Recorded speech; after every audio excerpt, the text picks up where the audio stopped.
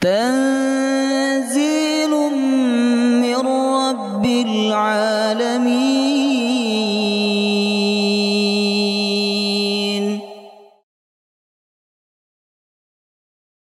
يا أيها الذين آمنوا إذا قيل لكم تفسحوا في المجالس فافسحوا يفسح الله لكم، وإذا قيل انشزوا فانشزوا يرفع الله الذين آمنوا منكم والذين أوتوا العلم درجات، والله بما تعملون خبير.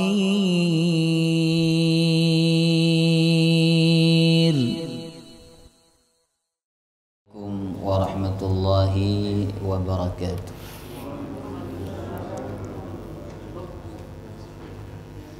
الحمد لله رب العالمين، نحمده ونستعينه ونستغفره، ونعوذ بالله من شرور أنفسنا ومن سيئات أعمالنا، من يهده الله فلا مضل له ومن يضلل فلا هادي له.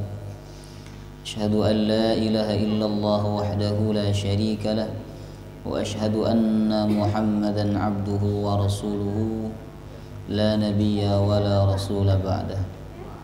اللهم صل وسلم على سيدنا ونبينا محمد وعلى آله وصحبه أجمعين. سبحانك لا علم لنا إلا ما علمتنا إنك أنت العليم الحكيم. اللهم إنا نسألك علما نافعا ورزقا طيبا وعملا متقبلا، آمين يا رب العالمين.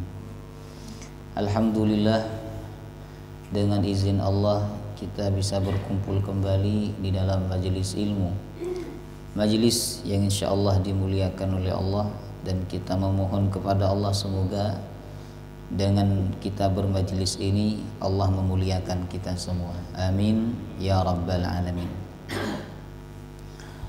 Baik jemaah rahimakumullah, kita akan melanjutkan tafsir surah Ali Imran. Sekarang ayat berapa tafsirnya? Ayat 5 ya. Kita baca sampai ayat 6, 2 ayat saja. Pekan depan ayat 7, terus pekan terakhir sebelum Ramadan ayat 8 dan 9. A'udzu billahi minasy syaithanir rajim.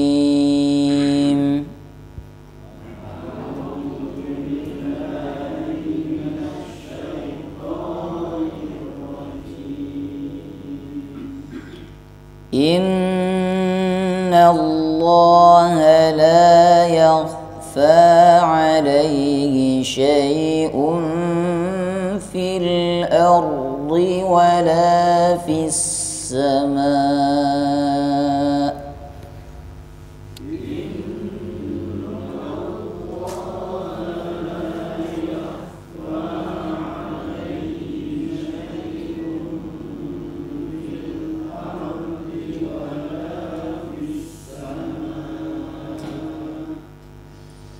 هو الذي يصوركم في الأرحام كيف يشاء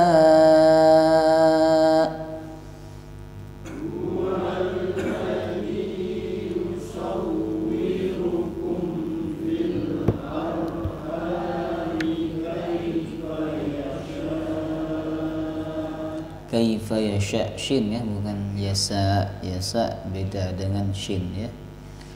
Ulang lagi sama-sama. Huwallazi yusawwirukum fil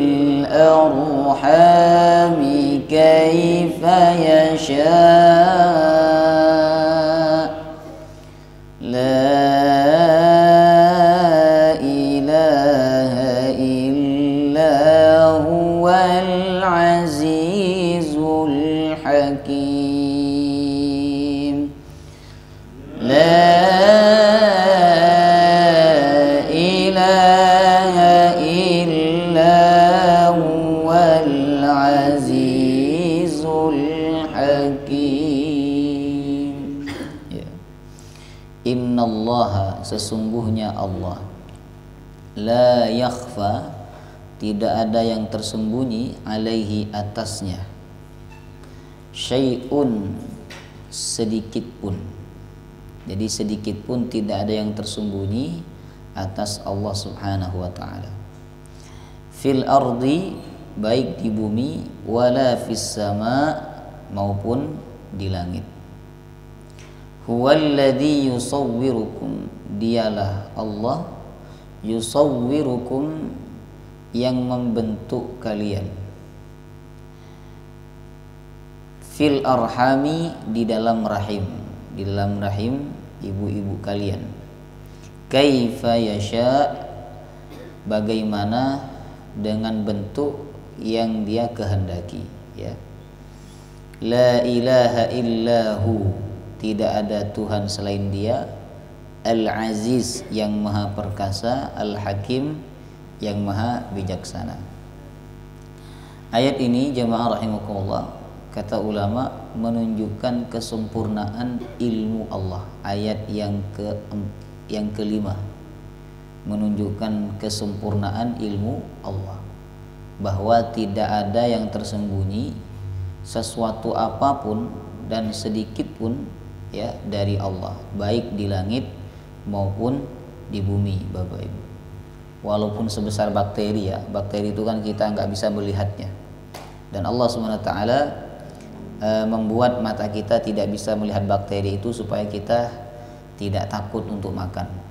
Kalaulah mata kita ini bisa melihat bakteri, maka kita akan takut makan, karena di mana-mana bakteri ada, jemaah rahimakumullah, ya kan. Tapi walaupun bakteri itu tidak terlihat oleh mata manusia, bakteri itu tidak tersembunyi dari pandangan Allah Subhanahu wa taala, ya. Makanya wajar jika ulama mengatakan ayat ini menunjukkan kesempurnaan ilmunya Allah Subhanahu wa taala. Nah, kita diajarkan doa, yang mana dalam doa itu kita menyatakan Allah mengetahui apa yang kita sembunyikan dan Allah mengetahui apa yang kita tampakkan. Doa itu ada dalam surah Ibrahim. Rabbana innaka ta'lamu ma nukhfi, lanjutannya, wa ma nu'lin, surah Ibrahim. Tapi saya lupa nomor ayatnya. Coba saya lihat dulu, ya. Nukhfi. Nah, surah Ibrahim ayat 38, Bapak Ibu yang ingin mencatat nama surat dan nomornya, Ibrahim ayat 38. Jadi kita dianjurkan untuk berdoa dan menyatakan Rabbana innaka ta'lamu ma nukhfi wa ma nu'lin. Rabbana, ya Allah Tuhan kami, innaka ta'lam, sesungguhnya Engkau mengetahui, ma nukhfi, apa yang kami sembunyikan, wa ma nu'lin, dan apa yang kami tampakkan, ya. Jadi wajar jika Allah mengetahui semua kehidupan ini, termasuk kehidupan kita, jemaah Allah, baik yang kita sembunyikan maupun yang kita nampakkan, baik yang ada di dalam batin kita maupun yang ada di zahir kita. Ini wajar karena Allah yang menciptakan kita. Tidak mungkin pencipta itu tidak tahu apa yang kita sembunyikan, tidak mungkin. Karena perangkat-perangkat itu yang menciptakan adalah Allah. Allah mengatakan dalam surah Al-Mulk, ala ya'lamu man khalaqa. Bagaimana bisa dia tidak mengetahui sedangkan dia yang menciptakan, ya kan? Orang yang menciptakan sesuatu pastilah orang itu tahu seluk-beluk sesuatu itu, jamaah rahimakumullah. Jadi ayat ini menunjukkan bagi Allah tidak ada yang tersembunyi, ya, dan kita tidak bisa bersembunyi dari Allah.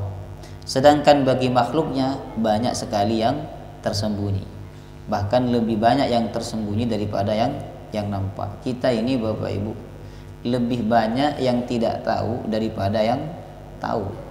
Lebih banyak yang tidak bisa kita lihat daripada yang bisa kita lihat, jamaah rahimakumullah, ya kan? Yang kita tahu ini sedikit. Allah mengatakan wa ma utitum minal ilmi illa qalila. Tidaklah kalian diberikan ilmu illa qalila, kecuali sedikit, kata Allah, sedikit, ya kan? Makanya dalam hidup ini kita tidak boleh sok tahu dalam masalah kehidupan ini. Ya Allah pokoknya harus begini, kalau nggak begini nanti akan begini. Jangan ngatur Allah. Allah yang paling tahu apa yang terbaik untuk kehidupan kita. Kita ini tidak tahu apa-apa. Makanya setiap setiap sore kita memasrahkan, setiap pagi dan sore kita memasrahkan hidup kita kepada Allah. Wala takilni ila nafsi tarfata ainin. Jangan kau pasrahkan hidup ini kepadaku walaupun hanya sekejap mata, karena aku tidak tahu mana yang terbaik untukku dan mana yang tidak baik untukku, ya kan? Nah, Allah mengatakan dalam surah Al-Baqarah 216, wa asa an tuhibbu syai'an wa huwa syarrul lakum wa asa an takrahu syai'an wa huwa khairul lakum. Bisa jadi engkau menyukai sesuatu, tapi sesuatu itu tidak baik untuk kamu. Dan bisa jadi juga engkau membenci sesuatu, tetapi sesuatu itu justru baik untuk kamu. Sahabat Ali bin Abi Thalib, Bapak Ibu, kalau beliau berdoa kepada Allah dan dikabulkan oleh Allah doanya, itu alhamdulillahnya satu kali saja, alhamdulillah. Tapi kalau tidak dikabulkan, alhamdulillahnya 3 kali. Karena ditanya oleh seseorang, kenapa wahai Ali engkau begitu? Kata sahabat Ali, alhamdulillah 1 kali itu karena Allah mengabulkan sesuai permintaan saya, ya kan? Kemudian alhamdulillah 3 kali karena Allah tidak mengabulkan sesuai permintaan saya, berarti Allah lebih tahu mana yang terbaik untuk saya, ya kan? Jadi dalam hidup ini kita tidak boleh sok tahu, ya kan? Dalam masalah kehidupan sudah pasrah kepada Allah. Makanya kita disunahkan untuk sholat istikharah, Bapak Ibu. Bila kita punya pilihan, ya, kita disunahkan untuk apa? Istikharah. Kata Nabi, ma khaba man istakhara wa ma nadima man istasyara. Tidak akan rugi orang yang istikharah dan tidak akan menyesal orang yang bermusyawarah. Istikharah itu kita musyawarah dengan Allah. Kalau dengan manusia itu namanya musyawarah, kita minta pendapat. Jadi hendaknya kita menggunakan 2 metode ini dalam memutuskan sesuatu, ya, sesuatu yang besar. Pertama istikharah, kita minta pendapatnya Allah Subhanahu wa taala, Bapak Ibu, ya kan? Sedangkan kita saja ketika mau safar berpergian jauh, itu kita disuruh istikharah oleh Nabi. Apakah perjalanan ini baik atau tidak, membahayakan atau tidak. Jangan seperti orang Arab pada zaman dahulu. Orang Arab jahiliyah ketika mau berpergian jauh, mereka menggunakan anak panah untuk mengundi nasib. Apakah perjalanan ini baik atau tidak. Bila baik mereka berangkat, bila tidak maka mereka tidak berangkat. Dan ini diharamkan oleh Allah. Allah mengatakan dalam surah Al-An'am, ya ayyuhalladzina amanu innamal khamru wal maisiru wal ansabu wal azlamu rijsum min amali syaitan fajtanibuhu la'allakum tuflihun. Wahai orang-orang yang beriman, sesungguhnya khamr wal ansab menyembelih hewan untuk berhala, kemudian wal azlam mengundi nasib, rijsun min amali syaitan, itu termasuk perbuatan kotor yang merupakan perbuatannya syaitan. Fajtanibuhu, jauhilah, la'allakum tuflihun, agar kalian beruntung. Nah, ketika datangnya Islam, kebiasaan mengundi nasib itu kemudian dirubah oleh Nabi dengan sholat istikharah. Dengan sholat istikharah, jemaah rahimakumullah, ya kan? Itu sunnahnya ketika kita hendak berpergian jauh dan kita bingung perjalanannya ini baik atau tidak. Ada sunnah lain, Bapak Ibu, kalau kita berpergian jauh hendaklah kita menitipkan keluarga kita kepada Allah, ya. Sunnah kita menyebut astaudiukumullah, aku titipkan kalian kepada Allah, karena Allah lah tempat sebaik-baiknya tempat untuk menitipkan sesuatu. Wallahu khairun hafidha, Allah lah sebaik-baiknya penjaga. Tahu nggak kalimatnya dari apa? Loh, kalau jenengan pergi bilang apa sama keluarganya? Kalau jenengan pergi keluar kota, pergi untuk satu keperluan, panjenengan meninggalkan anak dan istri, apa yang panjenengan ucapkan untuk mereka? Jangan lupa makan, jangan lupa tidur. Harusnya kita menitipkan mereka kepada Allah. Terkadang orang ini lebih percaya menitipkan kepada manusia. Nitip Pak ya, tolong jaga istri saya. Dijaga betul sama tetangganya. Jemaah rahimakumullah. Ya kan? Titip anak saya, titip rumah saya. Jangan hanya menitip kepada manusia, tapi menitiplah kepada Allah. Kita disunahkan untuk nyebut astaudiukumullah. Ulang. Kedengaran lafaz Allahnya saja. Kalau tidak hafal bahasa Arabnya, sunnahnya kita menggunakan bahasanya Nabi. Itu yang dicontoh oleh Nabi, Bapak Ibu, sunnah, ya kan? Karena peluang doa kita dikabulkan ini lebih besar apabila kita menggunakan bahasa yang dicontohkan oleh Nabi SAW. Tapi kalau panjenengan tidak bisa menggunakan bahasa Indonesia. Aku titipkan kalian kepada Allah. Ya, astaudiukumullah. Ya, astaudiukumullah. Hafal ya? Dipraktikkan. Kalau praktekkan insya Allah akan ingat terus. Ilmu ini kalau tidak diamalkan, dia akan hilang Bapak Ibu. Dia akan lupa. Tapi kalau diamalkan, dia akan bertahan dan Allah akan kasih ilmu yang baru yang lebih barakah. Ya. Pak Dedi bisa? Coba ulang-ulang. Astaudiukumullah. Astaudiukumullah. Aku titipkan kalian kepada Allah. Insya Allah anak, istri, harta yang kita tinggalkan itu akan dijaga oleh Allah Subhanahu wa ta'ala, Bapak Ibu. Ya. Jadi dalam hidup ini kita nggak boleh sok tahu, ya kan? Tidak boleh merasa paling tahu tentang apa yang terbaik dalam kehidupan ini. Hendaklah kita punya ilmu bahwa yang paling tahu tentang kehidupan ini hanya Allah Subhanahu wa ta'ala, ya. Kemudian ayat ini juga mengajarkan kepada kita semua, yaitu untuk muraqabah, merasa diawasi oleh Allah.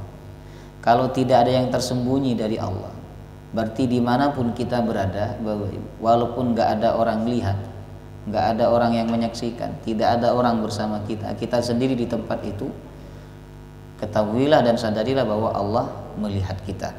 Nah, sehingga dengan kita menghayati ayat ini akan muncul perasaan muraqabah, selalu merasa diawasi oleh Allah Subhanahu wa ta'ala. Nah, kalau kita merasa diawasi oleh Allah, maka kita tidak akan macam-macam. Kita tidak akan melakukan perbuatan-perbuatan yang jahat, yang jelek, yang buruk, walaupun nggak ada orang yang melihat. Jamaah rahimakumullah, ya kan?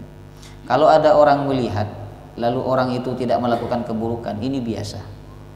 Yang luar biasa itu adalah tidak ada orang melihat, tapi dia tetap istiqomah meninggalkan keburukan. Karena apa? Karena dia merasa dilihat oleh Allah Subhanahu wa ta'ala, ya kan? Seperti kisah yang terjadi di zaman Umar ibn Khattab. Ada seorang wanita berdebat dengan ibunya. Ibunya ingin mencampur susu yang jelek dengan susu yang bagus. Kata anaknya, jangan, nanti dilihat oleh Umar, ketahuan oleh Umar, dan kita akan dihukum. Kata ibunya, Umar tidak mungkin tahu, karena Umar sekarang sudah istirahat, padahal Umar sedang nguping di samping rumahnya. Jamaah rahimakumullah. Kemudian kata anaknya, walaupun Umar tidak tahu, tapi Allah maha tahu. Jamaah rahimakumullah. Akhirnya Umar terpukau dengan jawaban si anak gadis itu, kemudian dinikahkan oleh beliau dengan putranya. Subhanallah, Bapak Ibu. Ada lagi sahabat Nabi namanya Abdullah bin Umar. Abdullah bin Umar ini pernah menguji seorang pengembala kambing, ya kan? Wahai anak muda, bolehkah aku membeli satu kambing dari engkau? Kami ingin makan kambing. Kata anak muda itu, maaf tuan, ini kambing bukan milik saya, tapi milik majikan saya. Kemudian Abdullah bin Umar menguji sejauh mana dia takut kepada Allah Subhanahu wa ta'ala. Akhirnya Abdullah bin Umar berkata, jika engkau menjual kepadaku satu saja, pasti tuanmu tidak tahu, karena yang kau gembala ini banyak sekali kambingnya. Bilang aja nanti dimakan oleh binatang buas. Kemudian si anak muda itu berkata, wahai Tuan, memang Allah tidak tahu, memang tuanku tidak tahu, memang majikanku tidak melihat, tapi sesungguhnya Allah Maha mengetahui. Kemudian Abdullah bin Umar terpukau dengan jawaban anak muda itu, kemudian beliau mencari tahu, ternyata dia seorang budak, Bapak Ibu. Seorang budak kemudian dibeli oleh Abdullah bin Umar, dibebaskan dan diberikan beberapa ekor kambing untuk menyambung hidupnya. Subhanallah. Jadi kita ini tidak akan bisa meninggalkan kemaksiatan kalau kita tidak punya muraqabah, selalu merasa diawasi oleh Allah. Oleh karena itu kita penting menghayati ayat ini. Innallaha la yakhfa 'alaihi syai'un fil ardi wala fis sama. Tapi Allah SWT itu maha rahman ya. Allah itu maha sayang. Apa yang kita sembunyikan ini disembunyikan oleh Allah dari pandangan manusia, ya kan? Walaupun Allah tahu, Bapak Ibu, ya kan? Ini kita harus bisa mencontoh sifat Allah yang seperti ini. Bahwa bila kita mengetahui keburukan orang, kejahatannya orang, atau kemaksiatan seorang, hendaklah kita sembunyikan. Sebagaimana Allah menyembunyikan kemaksiatan hambanya, ya kan? Karena disembunyikan oleh Allah, hambanya itu tetap dihormati. Kalau ngomong tetap didengarkan. Kemudian kalau bergaul tetap dimuliakan, jamaah rahimakumullah, ya kan? Padahal tidak ada yang tersembunyi dari Allah Subhanahu wa taala. Kemudian muraqabah ini hukumnya wajib ya. Jadi kita wajib selalu merasa diawasi oleh Allah.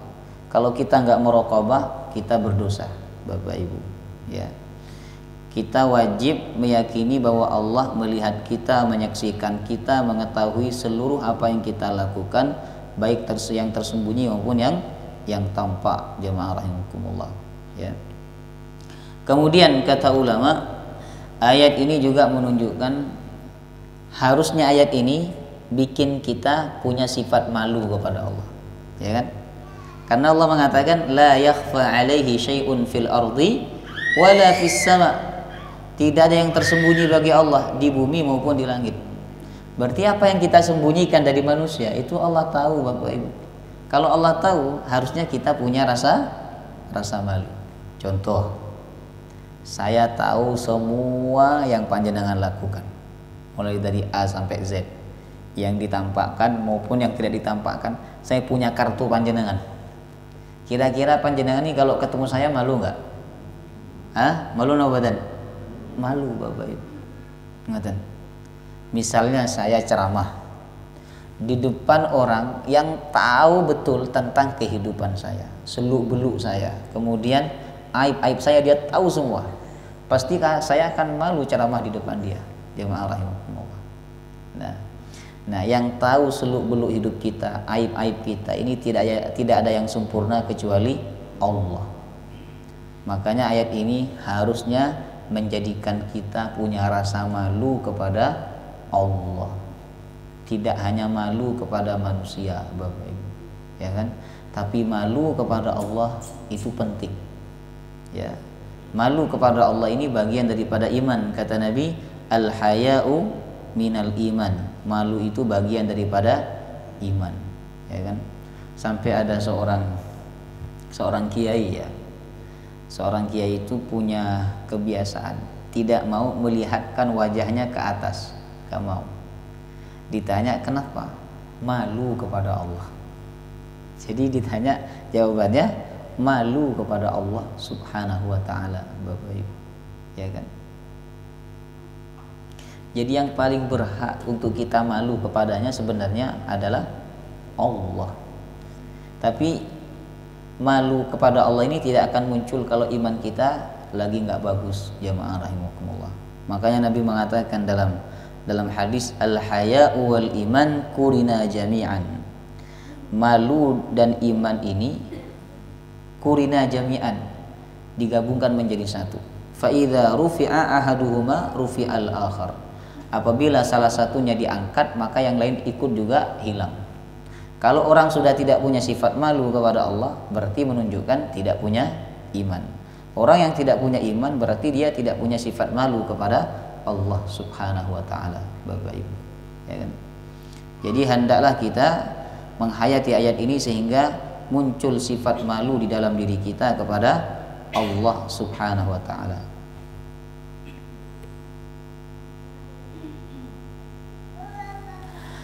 Kemudian kita lanjut. Huwallazi yusawwirukum fil arhami kaifa yasha. Huwallazi, dialah Allah, yusawwirukum, yang membentuk kalian. Apa bedanya yusawwir dengan khalaqa? Khalaqa Bapak Ibu menciptakan dari tidak ada menjadi ada. Sedangkan yusawwir ini sudah ada tapi dibentuk. Jadi seperti bahannya sudah ada, tinggal dibentuk. Bentuk menjadi kepala, dibentuk menjadi tangan, menjadi kaki, mata, telinga, kemudian hidung, mulut dan sebagainya. Itu makna dari kata yusawwir. Walladzi yusawwirukum, dialah Allah yusawwirukum, yang senantiasa membentuk kalian. Artinya Allah membentuk kita ini tidak hanya sekali Bapak Ibu, tapi senantiasa membentuk tubuh kita. Waktu kita berada di dalam di sini disebutkan fil arham, di dalam rahim kan. Tapi Allah menyebut di sini yusawwir menggunakan fi'il mudhari'. Fi'il mudhari' itu bermakna senantiasa. Jadi kita ini berubah dari kecil menjadi besar. Itu yang membentuk adalah Allah, bukan makanan. Jemaah rahimakumullah. Ada kan orang makannya banyak tapi tetap kecil Bapak Ibu. Saya punya teman di pondok itu kalau makan seperti gunung nasinya, tapi kecil orangnya. Jemaah rahimakumullah. Ya kan? Saya sampai heran, kemana larinya nasinya dia itu? Ya kan? Ada juga orang badannya besar tapi makannya sedikit Bapak Ibu. Jadi yang bikin manusia itu gede sebenarnya bukan makanan, bukan protein, bukan gizi, bukan susu. Jamaah rahimakumullah. Yang bikin manusia mengalami transformasi itu adalah Allah Subhanahu wa taala. Ya kan? Dari kecil, dari bayi kemudian menjadi anak-anak, lalu dari anak-anak menjadi remaja, muda, kemudian dewasa, tua. Itu Allah SWT. Dan bentuk wajahnya kan mengalami perubahan kan. Ada nggak anak-anak tuh waktu kecil cakep, tapi ketika udah gede biasa? Ada kan? Saya ini waktu kecil cakep Bapak Ibu, kata orang tua saya. Tapi setelah gede mengalami perubahan, ya kan?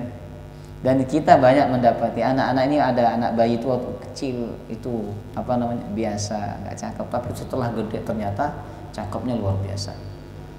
Jadi Allah senantiasa membentuk diri kita.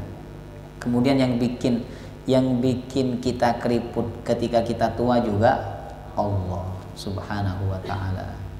Ya kan? Kemudian yang bikin mata kita kabur ketika kita sudah tua juga Allah. Nah, itu makna dari kata yusawwir. Tapi di dalam ayat ini Allah mengkhususkan fil arham, di dalam rahim. Arham jamak, sedangkan mufradnya rahim, ya. Kenapa perut ibu itu disebut dengan rahim?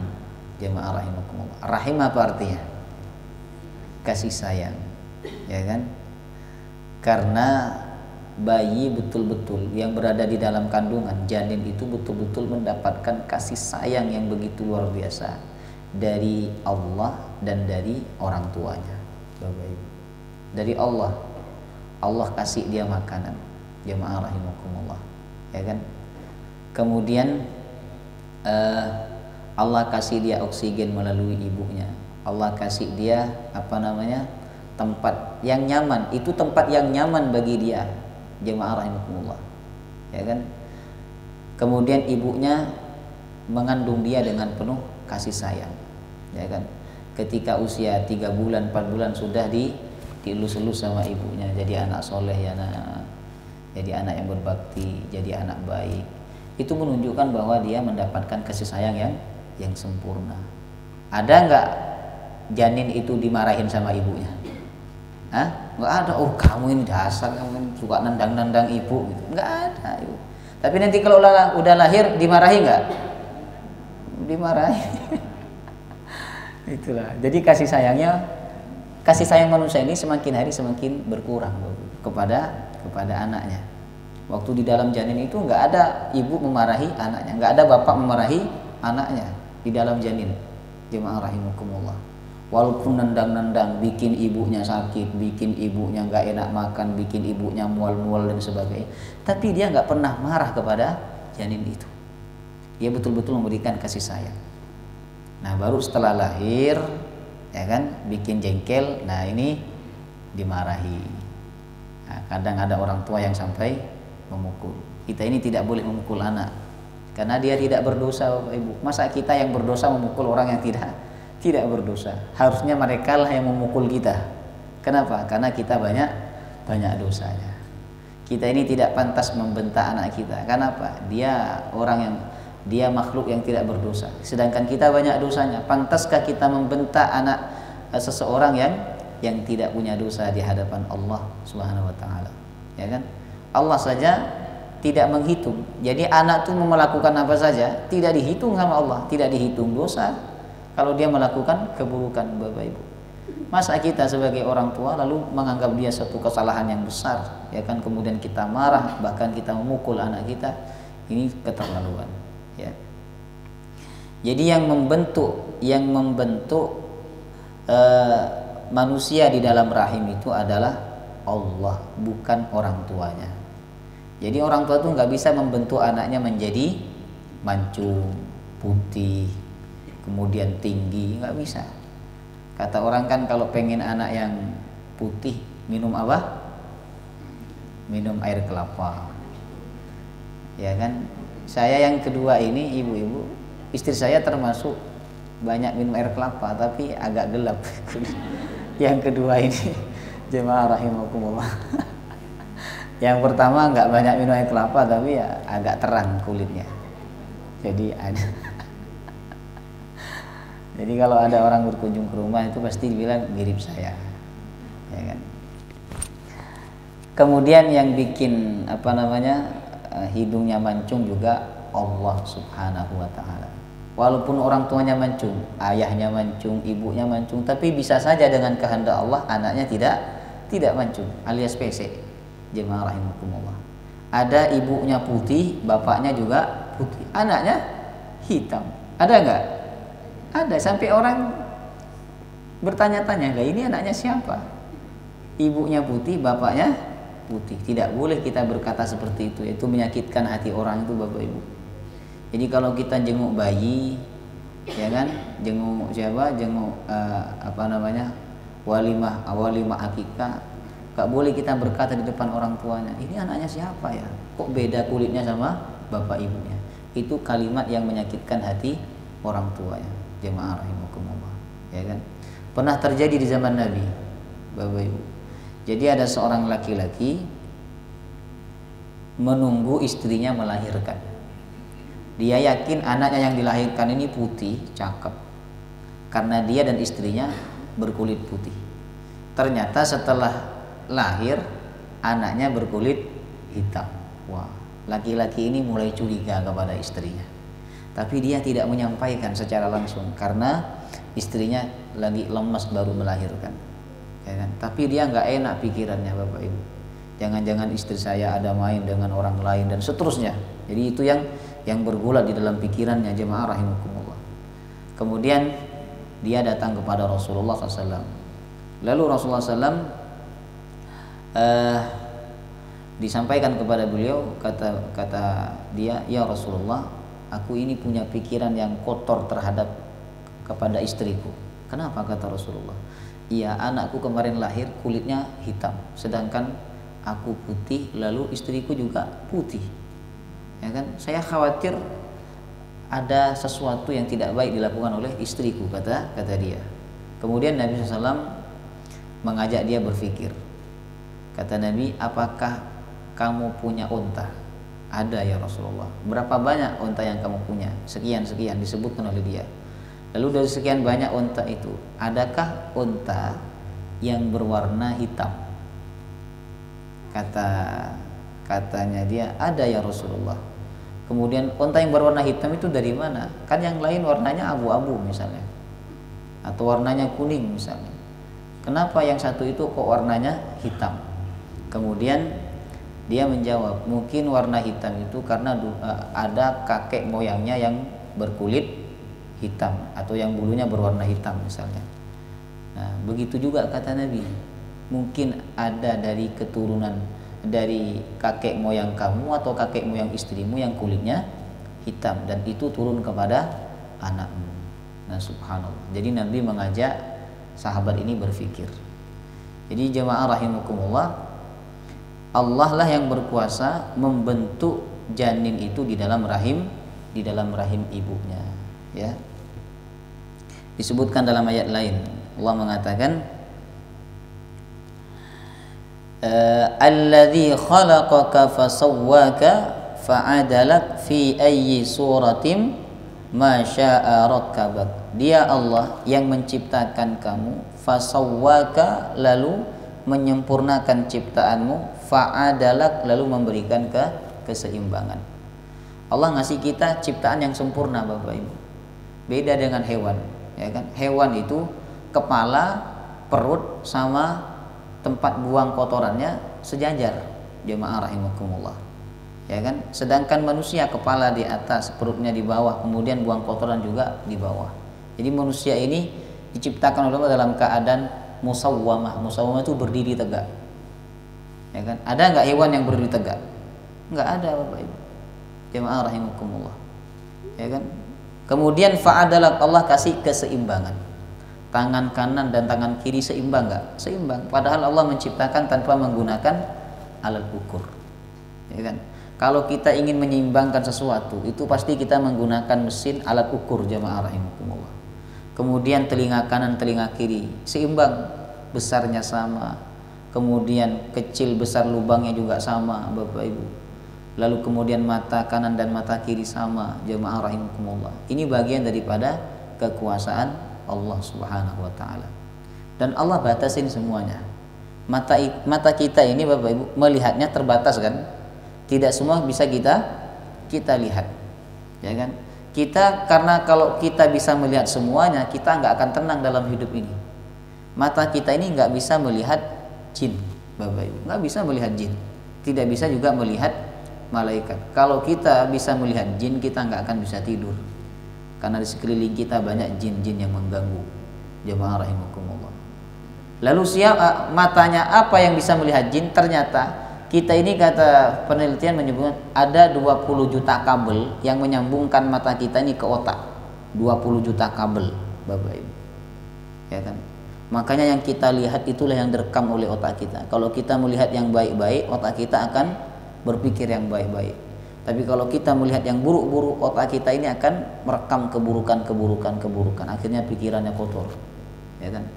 Dari 20 juta kabel itu Bapak Ibu, tidak ada satupun kabel yang bisa melihat jin atau malaikat. Ternyata kabel itu Allah kasihkan kepada apa? Satu kabel itu Allah kasihkan kepada anjing. Anjing itu bisa melihat setan, jemaah rahimakumullah. Makanya dalam hadis disebutkan kalau ada anjing menggonggong, hendaklah kita berlindung kepada Allah. A'udzubillahi minasyaitonirrajim, karena saat itu anjing sedang melihat syaitan, baik syaitan manusia maupun syaitan dari kalangan jin. Yang susah itu kalau bertetangga dengan orang yang punya anjing, sikit-sikit menggonggong. Padahal menggonggong bukan karena melihat setan, tapi karena lapar, Bapak Ibu, ya kan? Tapi menggonggongnya anjing itu kalau lapar dengan melihat sesuatu, ini beda, jemaah rahimakumullah, ya kan? Kemudian 20 juta kabel mata kita ini tidak bisa melihat malaikat. Ternyata kabel itu Allah kasihkan kepada apa? Kepada ayam, Bapak Ibu. Makanya kalau ada ayam berkokok, kita disunahkan apa? Apa yang disunahkan kalau dengar ayam berkokok? Masalahnya panjenengan tinggal di komplek, jadi nggak pernah dengar ayam berkokok, ya kan? Kalau dengar ayam berkokok apa? Kita disunahkan untuk berdoa, minta kepada Allah, karena itu waktu yang mustajab, ya kan? Kalau burung berkicau itu tidak ada hadisnya, Pak. Kalau burung, ya Pak Khairul. Tapi kalau ayam ada hadisnya, ayam berkokok ada hadisnya. Ya kan? Ayam berkokok ada hadisnya sih ya. Itu kita sudah berdoa waktu yang mustajab ya. Jadi betul-betul sempurna Allah memberikan. Kemudian penciuman kita dibatasin nggak sama Allah? Dibatasin. Kita tidak seperti cacing radius. Cacing radius itu 1 kilo sudah bisa mencium Bapak Ibu. Kita nanti kalau dimasukkan ke dalam kubur di dalam tanah, maka cacing-cacing yang jaraknya 1 kilo itu berdatangan. Nah, ini baunya bau orang tua, bau berondong, bau macam-macam.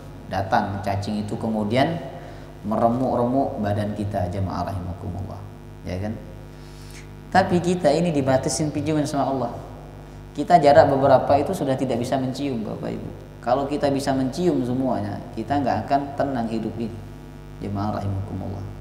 Telinga kita, pendengarannya juga dibatasin sama Allah subhanahu wa ta'ala. Jadi Allah betul-betul proporsional dalam menciptakan manusia. Makanya Allah mengatakan alladzi khalaqaka fasawwaka fa'adalak. Ya. Kemudian fi ayyi suratin ma syaa rakkabak. Fi ayyi suratin ma syaa rakkabak. Dalam bentuk masya'arakabak yang dia kehendaki dia menyusun manusia. Ada yang dikasih tulangnya pendek, akhirnya ketika dia lahir anaknya pendek, ya kan? Ada yang tulangnya panjang, akhirnya tinggi Bapak Ibu, ya kan? Tulang itu antara panjang atau pendek, nggak ada tulang besar atau kecil, jemaah rahimakumullah, ya kan? Nah itu semua atas kehendak Allah subhanahu wa ta'ala. Kemudian termasuk juga yang ditentukan oleh Allah dalam rahim seorang ibu itu bukan hanya bentuknya, tetapi takdirnya juga sudah ditetapkan oleh Allah. Ini disebutkan dalam surah Abasa. Min nutfatin khalaqahu faqaddarah. Dia menciptakan manusia itu dari sperma, kemudian dia yang menentukan bentuknya dan menentukan takdirnya. Rizkinya ditentukan, ajalnya ditentukan, karakternya ditentukan. Jadi kalau ada orang suka marah-marah, itu memang dari sananya ditentukannya Bapak Ibu. Ada orang lembut, pasti seterusnya dia lembut karena memang dari sananya dia ditentukan seperti itu, ya kan? Kemudian Allah mengatakan tsummas sabila yassara. Kemudian jalannya akan dimudahkan oleh Allah. Kata ulama, manusia itu akan dimudahkan jalannya oleh Allah sesuai takdir yang telah ditentukan oleh Allah. Kalau dia ditakdirkan jadi orang kaya, Bapak Ibu, itu jalan menuju ke sana itu akan dibuka sama Allah. Kalau dia ditakdirkan orang miskin, ya sudah, jalan untuk menuju kemiskinan itu ada, jemaah rahimakumullah, ya kan? Ada kan orang ditakdirkan jadi ulama besar, itu dari kecil sudah dimudahkan jalannya, dibuka oleh Allah. Jadi manusia kullun muyassarun lima khuliqalah, kata Nabi. Setiap manusia itu akan dimudahkan lima khuliqalah. Untuk apa dia diciptakan? Ya, kita ini untuk apa diciptakan oleh Allah? Apakah untuk menjadi seorang presiden? Nanti kita akan dimudahkan untuk menjadi presiden. Untuk diciptakan menjadi seorang kiai, menjadi orang ulama, semuanya apa saja yang telah ditakdirkan oleh Allah dalam kehidupan kita, Allah akan mudahkan jalannya menuju ke sana. Jemaah rahimakumullah. Itu makna dari kata tsummas sabila yassara. Kemudian ayat ini ditutup oleh Allah, la ilaha illa huwal azizul hakim. Tidak ada Tuhan selain Dia, Al-Aziz, Dia yang maha perkasa, Al-Hakim, Dia yang maha bijaksana. Allah bijaksana Bapak Ibu dalam menciptakan manusia. Allah bijaksana kapan Allah memberikan janin kepada manusia, kapan Allah memberikan anak kepada manusia. Itu bagian daripada kebijaksanaan Allah subhanahu wa ta'ala. Wallahu ta'ala alam bishawab. Pekan depan kita masuk ayat 7. Ini tentang ayat muhkamat dan ayat mutasyabihat, ya. Mari sama-sama kita tutup dengan doa kafaratul majlis. Subhanakallahumma wa bihamdika asyhadu an la ilaha illa anta astaghfiruka wa atubu ilaik. Assalamualaikum warahmatullahi wabarakatuh.